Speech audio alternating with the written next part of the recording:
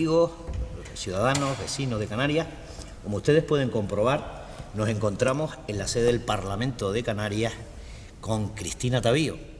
Ella es la representante del Partido Popular y teníamos muchas ganas de hablar con ella porque siempre teníamos nuestro canal, nuestra emisora de radio, nuestro digital. Ha tenido la intención de mantener esta entrevista con doña Cristina porque la consideramos un baluarte en la política canaria, en todos los aspectos, no solamente en el aspecto político, sino también en el aspecto social.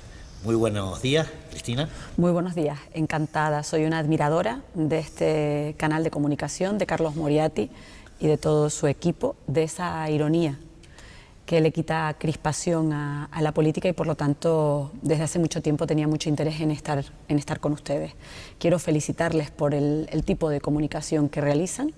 Es verdad que a veces algunos nos hemos sentido ofendidos, pero yo creo que hay que recuperar eso, recuperar la ironía para quitarle crispación y para que, bueno, pues para ver la democracia con naturalidad, ¿no? Como una alternancia y con respeto hacia todas las formaciones políticas. Y bueno, yo creo que además esta entrevista se produce después de unas elecciones generales y hay mucho que decir, ¿no? Porque yo creo que algunos pretenden tomar los resultados de las elecciones generales como una simple encuesta y yo creo que a esos partidos políticos hay que decirles que tienen que aprender a respetar los resultados y respetar a quien ha ganado las elecciones, que es el Partido Popular, el partido al que yo represento en la mesa del Parlamento, donde estamos en estos momentos, y por lo tanto tenía muchas ganas de compartir esas inquietudes con este canal de comunicación. Pues muchas gracias. Ya que usted lo ha dicho, vamos a entrar en materia. Vamos a hablar un poco de este resultado de las muy recientes elecciones generales en este país. Se ha visto, en primer lugar, y eso es la primera impresión que toda la ciudadanía tiene, que el Partido Popular sigue siendo la fuerza política más votada que hay en este país, a pesar de que ha descendido de 186 diputados a 123.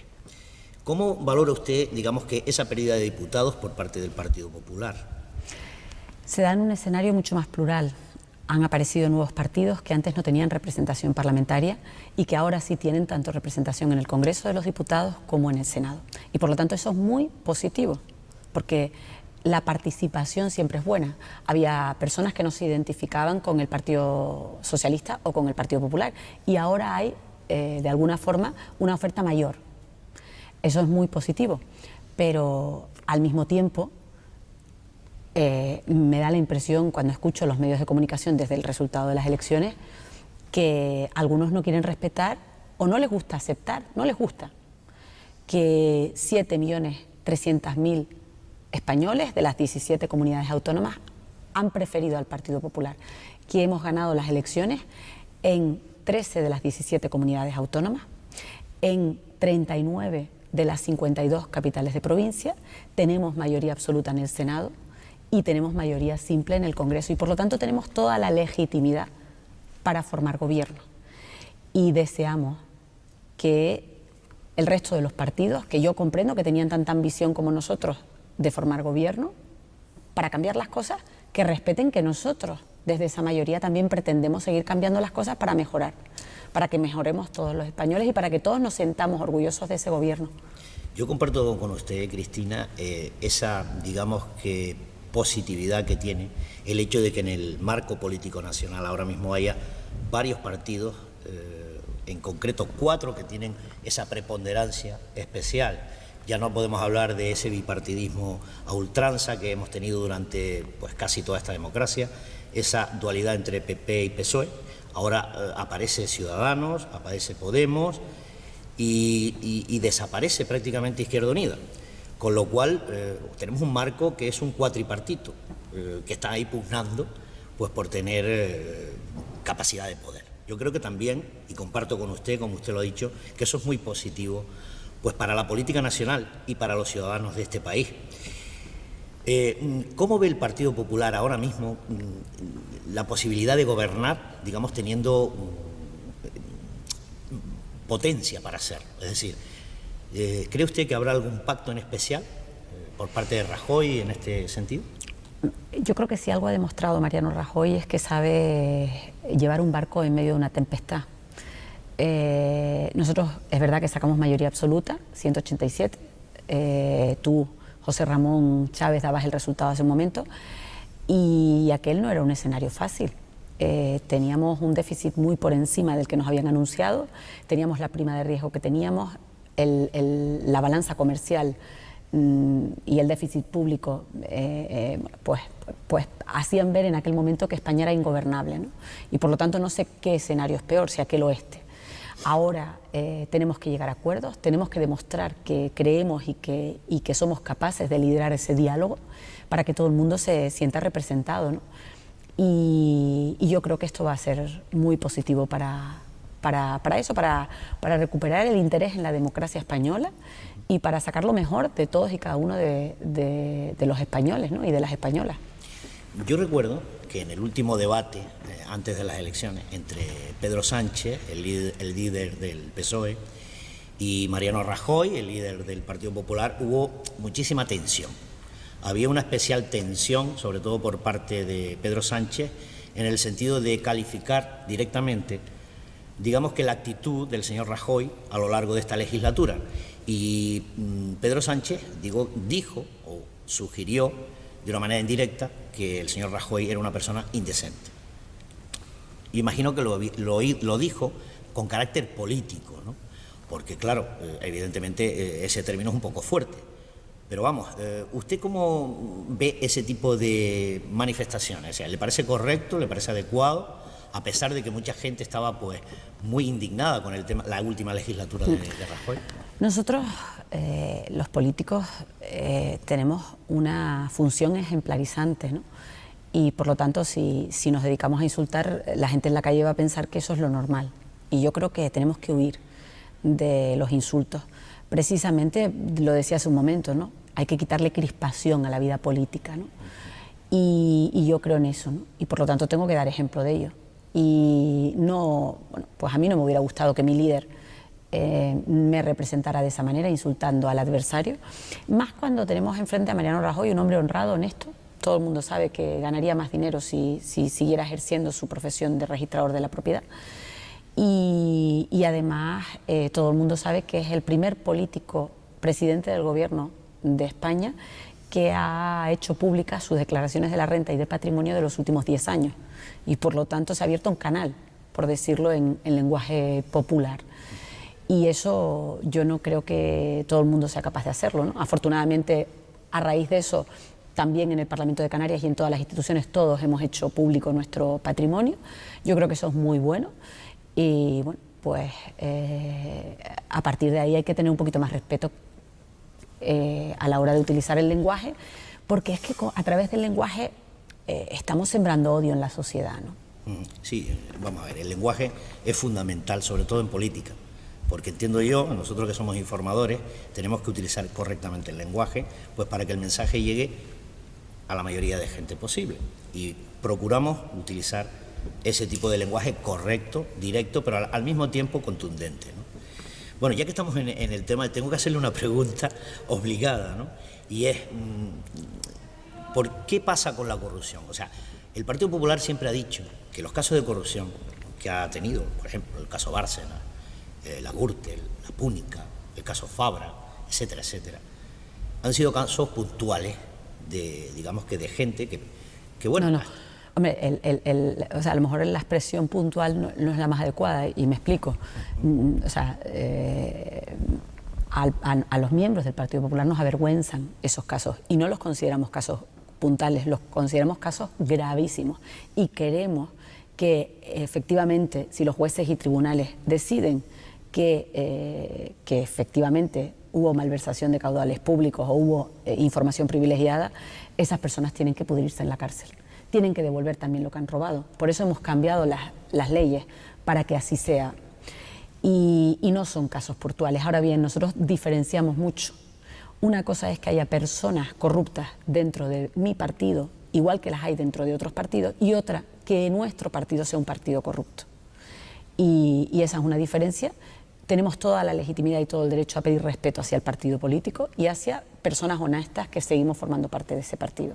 Igual que desde otros partidos políticos condenamos esas situaciones.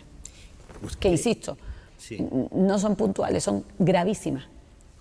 Sí, bueno, es que digo puntuales porque las manifestaciones de determinados representantes del Partido Popular, o digamos que estas personas que utilizan pues los medios pues para trasladar el mensaje del Partido Popular, utilizan ese término, es decir, son casos puntuales. Pues, se ha utilizado el caso Bárcenas como un caso puntual, y eso lo hemos visto en los medios de comunicación todos los españoles. Pero como yo estoy acostumbrada a que me interpreten, porque en este país desde otros partidos se nos suele interpretar, sí. Pues lo que digo es que son casos gravísimos, que nosotros condenamos, que no nos hubiera gustado, que no nos gusta que se hubieran producido, pero que eso no significa que todos y cada uno de los miembros de ese partido seamos unos corruptos. Y por supuesto que el partido en sí mismo no lo es.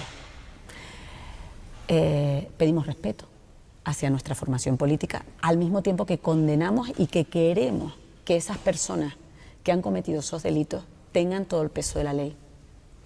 Pero insisto mucho en una cosa y en un matiz que creo que es muy importante en democracia, que los que ponen y quitan sentencias son los jueces y los tribunales. Tenemos que huir desde los partidos políticos o desde los medios de comunicación, a mi juicio, de dar condenas políticas de hechos que son presuntos y que todavía no se han juzgado. Tenemos que tener cautela, porque podemos ser injustos.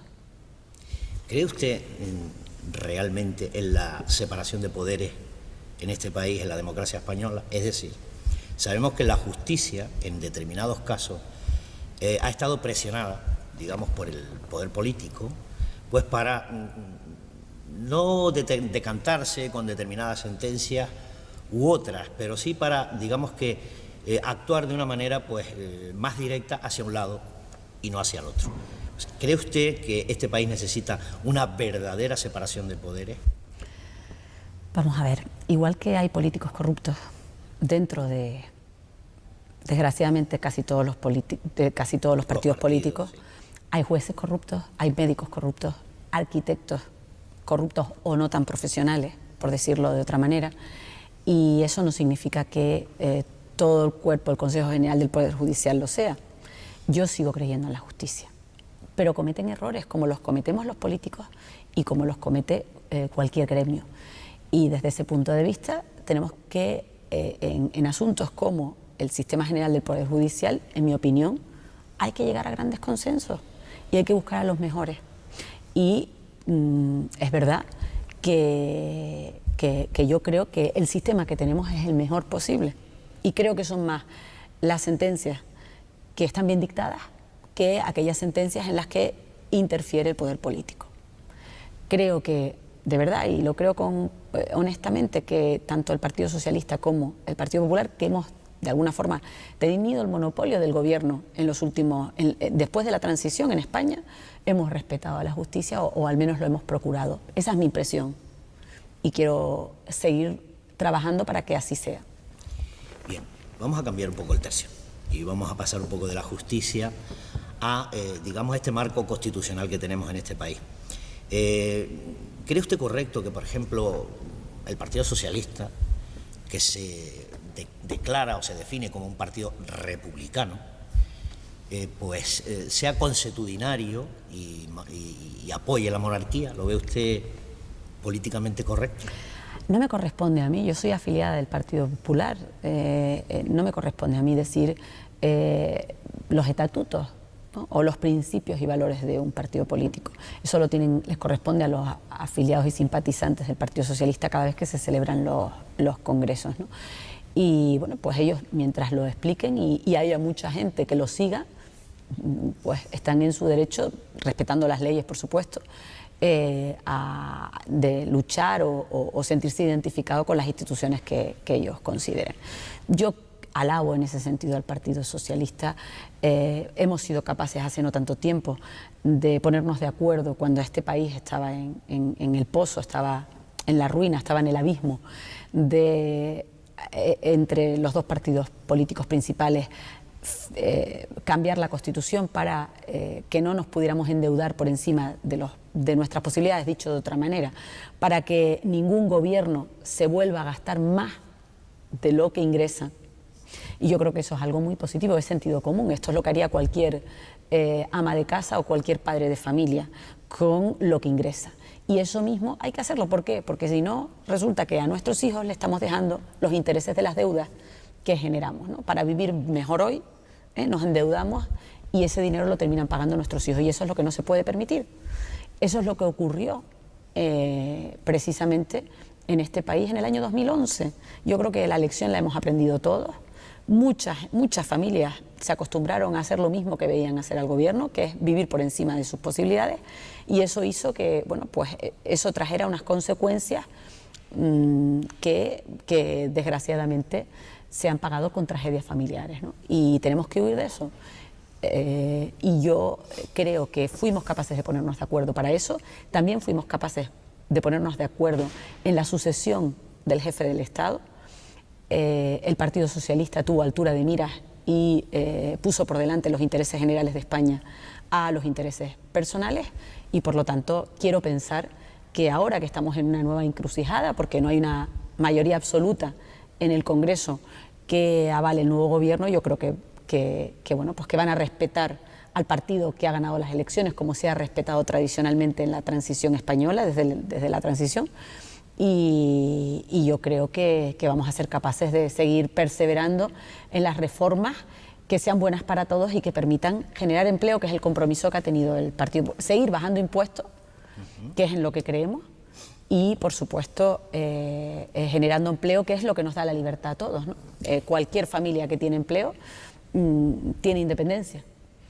Ya que estamos hablando de economía, Cristina, permítame usted que yo le haga un inciso. Mucha gente, no es cuestión mía, es cuestión de la opinión pública, piensa que ese cambio constitucional que se hizo del 135 de nuestra Carta Magna fue, digamos, más que eso que usted nos ha comentado, una especie de plegamiento de nuestros políticos a los designios de Angela Merkel.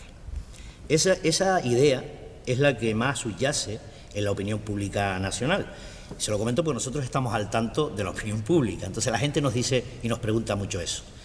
A nosotros nos da la impresión, a la gente de la calle, que la modificación del 135 fue realmente un plegamiento, una sumisión de los políticos españoles a los intereses de Angela Merkel y la banca alemana. Pero tal vez, José Ramón, capitán, como me consta que te llaman, lo hemos explicado mal. Y hay que reconocerlo, y esta es una ocasión estupenda y yo agradezco a este canal de comunicación que me permita explicarlo. Lo que se hizo por parte de los dos grandes partidos en aquel momento en España, en el 2011, cuando nuestro país estaba al borde del abismo, porque estábamos pagando en intereses de la deuda y en prestaciones, en subsidios de desempleo, más de lo que el país estaba produciendo, y aquello era insostenible. Y por lo tanto lo que hicimos no fue plegarnos, no. Lo que hicimos fue aceptar una norma de sentido común, que es decir que nadie más, nunca, se vaya a gastar lo que el país no ingresa. Sí, lo que pasa es que la gente... Y bueno, pues si eso es lo que hacía doña Angela Merkel o la mayoría de los países europeos, pues bienvenido sea, porque es que eso es lo que el sentido común dicta que debe hacer cualquier familia. O sea, es decir, si en estos momentos hay familias, la tuya o la de cualquier persona que nos está escuchando, que esté gastando por encima de sus posibilidades, tiene que estar pasándolo mal, pensando en que el día de mañana, pues, cuando tenga que devolver ese dinero a los bancos o a algún familiar que se lo haya prestado, pues las va a pasar canutas, porque los ingresos son los mismos. Exacto. No, sí, yo estoy de acuerdo en ese planteamiento que usted pone, pero mire... De algún sitio nos tenemos que quitar, es decir, el dinero es el que tenemos y tenemos que aprender a administrarlo para que dé para todo, para las cosas básicas e imprescindibles, para la sanidad, para la educación, para la justicia, en primer lugar, y todo lo demás es superfluo.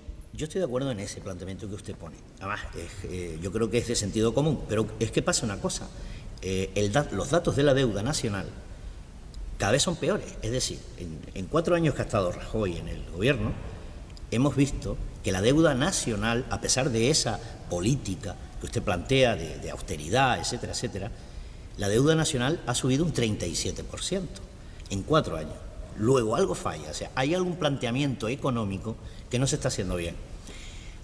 Ayer mismo bajaba a un 22 y estamos en el camino. O sea, es verdad que a lo mejor a la gente le ha llegado que nosotros estamos celebrando. No. Nosotros hemos hecho una campaña de mucha franqueza, contándole a la gente que aquí que no se ha ganado nada. O sea, de los 3,5 millones de parados que heredamos, que dejó el Partido Socialista en España, ya hemos conseguido recuperar 1 millón de puestos de trabajo. Y eso es lo que hace que la economía vaya mejorando y que a su vez los autónomos, las pequeñas y medianas empresas, los emprendedores, se animen a seguir contratando a medida que el consumo se vaya recuperando en nuestro país. Y ese debe ser el camino.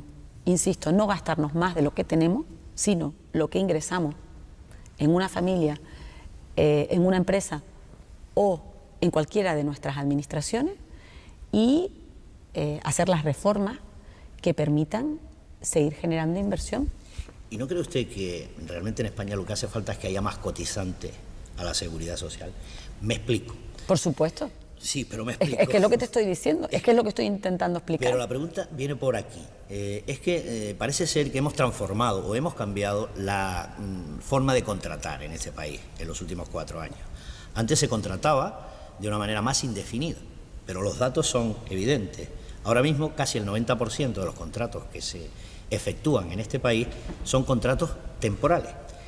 Y temporales no de 3 meses o de 6 meses. Hablamos de semanas, días, incluso contratos de horas. Y esos contratos bajan las estadísticas del paro. ¿Usted no cree que...? Dios me libre de meterme en la economía de ninguna empresa. Pero, señores, después de la crisis tan gorda que hemos tenido, hay muchos empresarios que están en situación de trauma. Es decir, date cuenta que el consumo bajó drásticamente, que esos empresarios, y no estoy hablando de grandes multinacionales, estoy hablando de pequeñas empresas de 10 o 5 trabajadores, se vieron sin vender nada, con unos seguros sociales y con unos costes de Hacienda que tenían que seguir asumiendo y con unas nóminas que tenían que seguir pagando a pesar de que no vendían nada. Muchos de esos empresarios se despatrimonializaron precisamente porque no estaban teniendo ingresos en sus empresas. ¿Cómo pretendemos que esas personas que han sufrido ese trauma, porque es un trauma, irte a tu casa por la noche pensando en que no puedes pagar los salarios de tus empleados, es muy duro? Es muy duro porque se te vienen a la cabeza, y yo lo sé bien porque soy hija de empresarios, y lo viví muchas veces en la construcción, que mi padre lo fue, había que pagar todos los viernes. Y por lo tanto, tenemos que ponernos en la piel de esas personas. Esas personas irán recuperando la confianza poco a poco e irán contratando poco a poco. Es verdad que después también hay golfos como en todas partes. Sí. Y personas que pretenden hacer unos contratos basura y tal. Los hay. Pero hombre, también a mí me gusta hablar de esos otros que están intentando hacer las cosas bien, que quieren estar al día y que realmente quieren crear una empresa porque quieren que haya ingresos para muchas familias, no solo la suya, ¿no? Pero también tenemos que ponernos en la piel de esa persona que es la que está asumiendo todo el riesgo. Y de eso se habla poco, porque a lo mejor, y oye, yo se los repruebo, porque es verdad que las organizaciones sindicales pues suben más la voz, alzan más la voz para hablar de todo eso malo, de todos esos contratos basuras, que los hay muchos y tenemos que luchar para que no existan, pero a las organizaciones empresariales se les oye poco. Y yo creo que hay que darles también su importancia, ¿no? O a las asociaciones de autónomos. Yo creo que hay que hacerle un monumento a los autónomos de España, lo creo firmemente. Pero más que un monumento, habría que hacerle políticas que favorezcan su desarrollo, ¿no? Pero oye, también por todos los asalariados. Yo misma soy una asalariada en estos momentos. Tenemos que hacerles un homenaje y tenemos que ponernos en la piel de ellas. Por eso yo siempre llamo a la responsabilidad de los funcionarios públicos a la hora de decir, oiga, mire, que ustedes están trabajando para que esos autónomos puedan pagar los salarios de las familias que dependen de esas empresas. Y todos esos conceptos tenemos que recuperarlos, ponerlos en su justa medida y trabajar todos juntos porque España vaya más, porque si conseguimos que esa pequeña y mediana empresa salga adelante, estaremos creando economía y estamos haciendo Canarias. Doña Cristina, yo le agradezco mucho su... Pero esta entrevista va a ser muy larga, yo no sé si todo el mundo nos va a escuchar. Sí, nos va a escuchar muchísima gente, más de la que pensamos, porque esta es la importante. Yo le agradezco a usted su honestidad. Vamos a hablar de Canarias ahora, ¿no? Vamos a bajar un poco del marco nacional y vamos a nuestro territorio, porque el Partido Popular en estas últimas elecciones en Canarias ha sido el partido más votado también, ciertamente, incluso sobre todo en el Senado. ¿Qué políticas tiene el Partido Popular en líneas generales, económicas, políticas sociales, políticas de empleo, etcétera, etcétera, para nuestra comunidad autónoma? Porque Canarias, y usted lo sabe muy bien, es una de esas comunidades más o peor tratadas en el marco político nacional, porque tenemos unos niveles de desempleo de los más altos de España, tenemos una tasa de marginalidad, gente que no cobra absolutamente nada, familiar pues desastrosa, de las más altas de España, fracaso escolar galopante, que bueno, eso es una lacra terrible, porque si nuestros jóvenes ahora mismo no acceden a una formación correcta y adecuada, el futuro lo estamos hipotecando en Canarias. ¿Cuáles son las políticas del Partido Popular o qué es lo que usted piensa que hay que modificar en Canarias para mejorar todo este marco? Bueno, la pregunta esa es una pregunta para unas cuantas entrevistas como estas, ¿no? Y yo espero que esta no sea la última entrevista y que podamos ir hablando, pero vamos a ver. Yo creo que somos víctimas de un nacionalismo que sinceramente yo creo que ya es el pasado de Canarias, que nos ha metido en la cabeza a todos que realmente ese maltrato existe, ¿no? Y yo, sinceramente, más allá de que hay cosas mejorables, creo que al canario hay que decirle que ya somos mayores de edad, que nadie nos va a dar nada, que nadie nos va a regalar nada. A mí, por ponerte una anécdota de la campaña electoral, en la Isla del Hierro una señora me paró y me dijo: mira, trabajen para darle al que no tiene. Y yo le contesté a la señora: señora, yo lucho para que haya un estado de bienestar, para que el que no puede trabajar podamos darle unos ingresos que le permita vivir con dignidad, pero no nos engañemos, básicamente trabajo para que haya trabajo, para que cuantos más personas estemos trabajando, menos nos costará el estado de bienestar a todos, porque lo pagaremos entre más gente. Y por lo tanto, ese tiene que ser el objetivo. Canarias es una comunidad autónoma privilegiada. Y somos una comunidad autónoma privilegiada porque tenemos el mejor clima del mundo, 365 días del año. Eso ha hecho que en los últimos 10 años hayamos recibido una media de en torno a los 10 y 13 millones de turistas al año. Ya quisieran otras comunidades autónomas de España tener eso no ese lujo. Ha reflejado en el empleo. Yo estoy cansada de decirlo aquí dentro, en el Parlamento de Canarias, donde corresponde. Señores, si vamos a especializar a las personas, a los canarios, en la industria. Somos una potencia mundial en turismo. ¿Cuántos de los canarios son capaces de hablar correctamente 2 y 3 idiomas? Pues vamos a poner en el colegio desde 0 a 3 años esos idiomas. Vamos a acoger a nuestros... Es verdad que nuestros profesores pues no los vamos a cambiar porque no los podemos echar, afortunadamente, porque tienen esa seguridad. Bueno, pues vamos a hacer como hicieron otras comunidades autónomas que no son tan... Bueno, sí lo son, pero como por ejemplo Madrid, que a esos profesores los llevaba 6 meses, hacían unos contratos de intercambio de Erasmus para que realmente vinieran hablando mejor inglés y de esa forma pudieran a sus alumnos enseñarles mejor y hacer esa inmersión lingüística real, ¿no? Eso es lo importante. ¿Por qué? Porque yo no creo que... Antes hablábamos de los autónomos, de los empresarios. Yo no creo que haya empresarios tan malos en Canarias que no quieran contratar a los canarios. Ahora bien, cualquier empresario que trabaja en el mundo turístico, ya en Santa Cruz también es una ciudad que aspira a ser turística. Y por lo tanto necesitamos esos taxistas, esos trabajadores para nuestros comercios, esos trabajadores de nuestros hoteles, que hablen 2 y 3 idiomas, porque es que si no, esos empresarios los van a traer de fuera. Y en Europa sí hay personas que hablan 3 y 4 idiomas con normalidad. Yo, sinceramente, para lo que nos cuesta la televisión canaria, yo ya llevo mucho tiempo diciendo que tenemos que aprovechar para poner muchos programas en inglés, en francés, porque además no solo el inglés, sino también el francés, porque el francés, precisamente porque tenemos que aspirar a invertir en África, ayudar a África a salir de la pobreza, y los países del área geográfica próxima son precisamente francófonos. Ese es el futuro. Y en eso tenemos un suspenso total. Todos los partidos políticos, todas las administraciones, todos tenemos la cara colorada.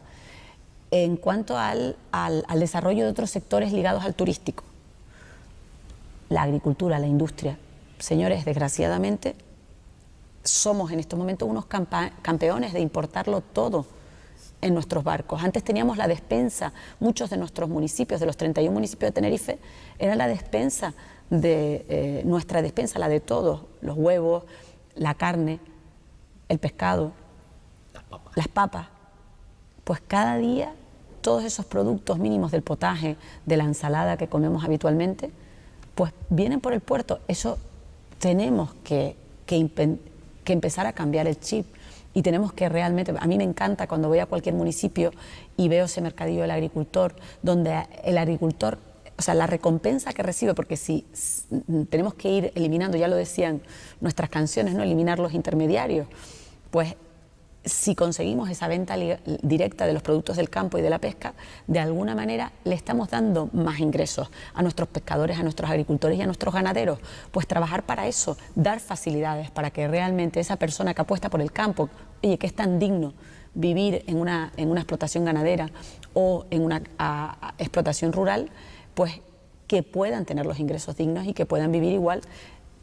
Por parte de las administraciones públicas, pues llevarles la wifi, permitir los usos de esas explotaciones ganaderas alternativas para que se puedan alquilar pues esas casas de turismo rural que permitan que también vengan turistas a nuestros municipios rurales y bueno, pues cuidar nuestro patrimonio histórico-cultural de manera que nuestros pueblos y nuestras ciudades estén en situación de revista, ¿no?, de estado de revista y bueno, yo creo realmente, de verdad, José Ramón, me imagino que estamos llegando al final de la entrevista, yo creo en la potencialidad que tiene Canarias para seguir siendo esa potencia mundial, para seguir atrayendo a gente que además nos ayude, porque hay que decirlo, ¿no?, muchos de esas casas rurales las han restaurado y muchos extranjeros y nos están ayudando a mantener ese patrimonio y hay que ponerlo en valor y en definitiva, ya digo, tenemos todo por ganar.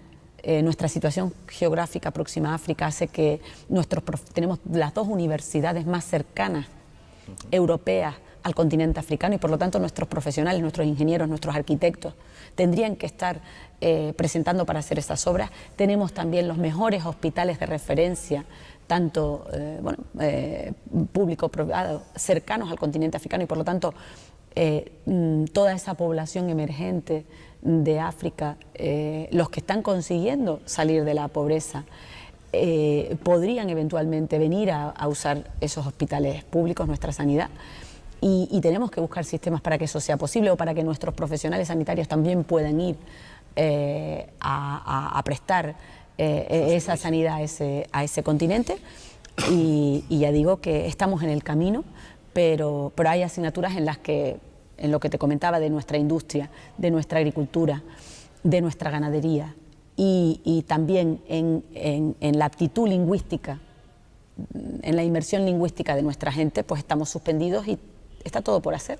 Y yo espero que realmente este gobierno que tenemos en Canarias, que yo respeto, pues no solo vengan al Parlamento a hacer grandes discursos, sino que podamos ver en la realidad de la casa de todos los canarios pues esas propuestas que aquí se escuchan y que desgraciadamente muchas de ellas no terminan de llegar. Pues muchísimas gracias, Cristina. Ha sido un placer estar aquí con usted pues debatiendo estos temas y la emplazamos a próximas entrevistas porque creo que hablar con usted es una tarea que puede durar muchísimo tiempo, pero para no agotar a nuestros espectadores vamos a finalizar esta aquí por lo menos y ya más adelante pues podremos hablar con usted pues de otros temas más en concreto de una manera más extensa. Muy amable, muchas gracias. Simplemente para terminar, que es bueno que la gente lo sepa, ¿no? Porque la gente que no está en política piensa que los políticos, como tienes una libreta, piensan que los políticos te damos las preguntas para que nos pregunten. Me gustaría que se supiera y que quedara claro, primero, que esta entrevista se ha hecho gracias a una demanda que se ha hecho a través de las redes sociales, a través de Facebook, que llevo personalmente y que me encanta porque me permite escuchar a muchísima gente. Segundo, que para nada le he dictado las preguntas a José Ramón Chávez, al capitán, sino que me ha hecho todas las preguntas que ha querido. Que me comprometo una vez cada 3 meses a hacer una entrevista de este tipo, insisto, para que me pregunte lo que quiera. Y después, en estas fechas en las que estamos, mi mayor mensaje de salud, de suerte, de amor y de prosperidad para todos los canarios en el 2016 y para siempre. Y no nos engañemos, eso depende de nosotros. A ti te cuesta levantarte por la mañana, ¿verdad? Te cuesta trabajar para poder hacer estas preguntas, igual que a mí. Nadie nos va a regalar nada. Ese es un mensaje muy importante. Nadie nos va a regalar nada. Tenemos que salir a luchar por las cosas en las que creemos y yo creo en la formación continua. Es decir, si me has preguntado hoy algo que no he sabido contestarte bien, mañana me pongo a estudiar para poder hacer una entrevista mejor pasado mañana. Muchísimas gracias, Cristina Tavío.